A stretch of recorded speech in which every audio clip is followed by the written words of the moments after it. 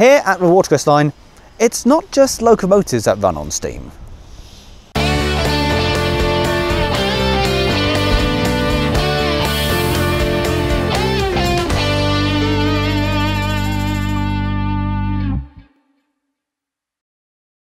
Yes, it's true, here at the Watercress line we do not just have steam powered locomotives, we also have fantastic bits of lifting equipment for steam cranes.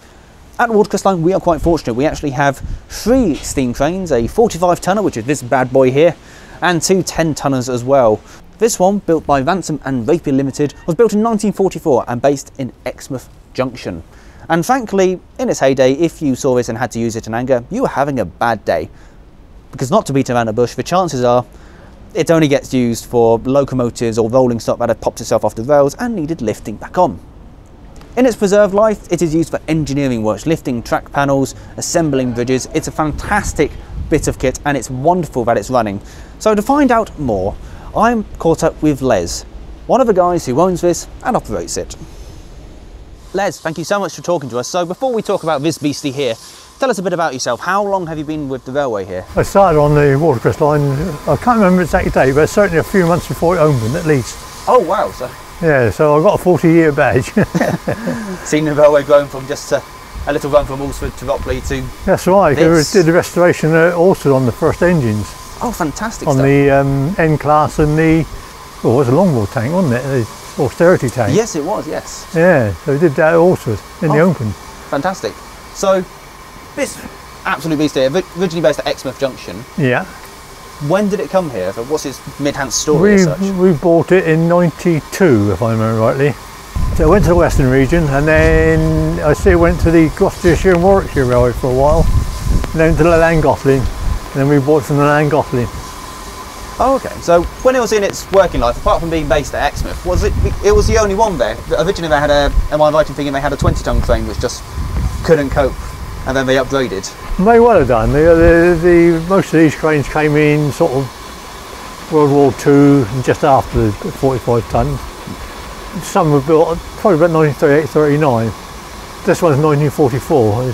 So from a driving's perspective, obviously, it's a steam engine as such, but it operates incredibly differently. So talk us through what controls, what can this do movement-wise?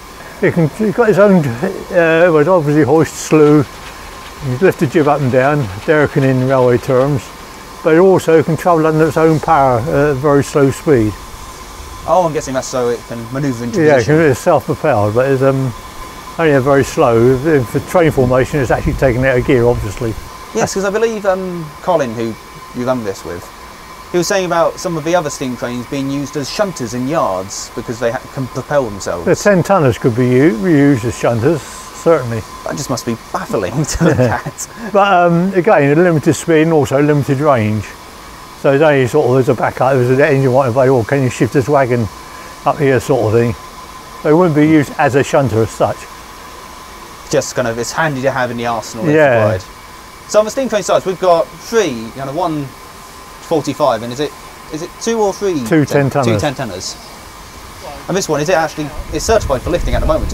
Yeah. I believe it helped put the King's Cross footbridge, which is yeah, it's all certified up to about, I think it's about August. I think it's August we've got to have it done again. But obviously they're subject to every 12 months for what we call statutory inspection.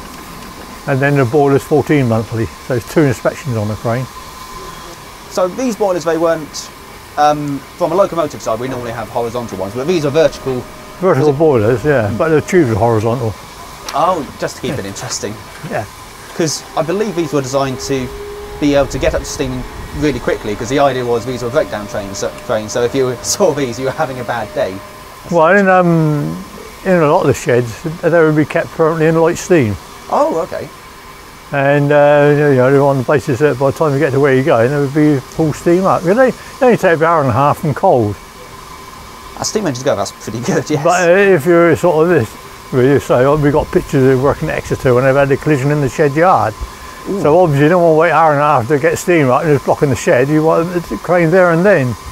No, I suppose that's the one Achilles heel of it, if you have a breakdown at home. So as I say, they were kept in light steam all the time. Les, thank you so much for talking to us today, and I shall let you get on with have a good play around since we don't normally get this out to play for public demonstrations anyway. No. Thank you once again to Les for showing us around this. And while the camera was off, we were talking about the use of these in the Second World War.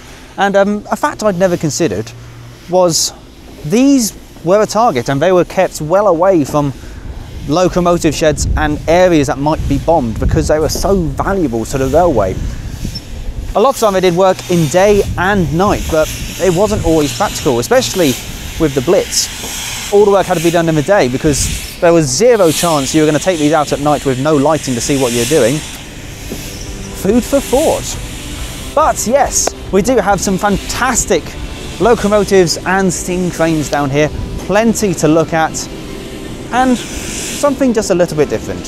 So thank you guys for joining us. Thank you, Les, once again for talking to us, and we shall see you next time.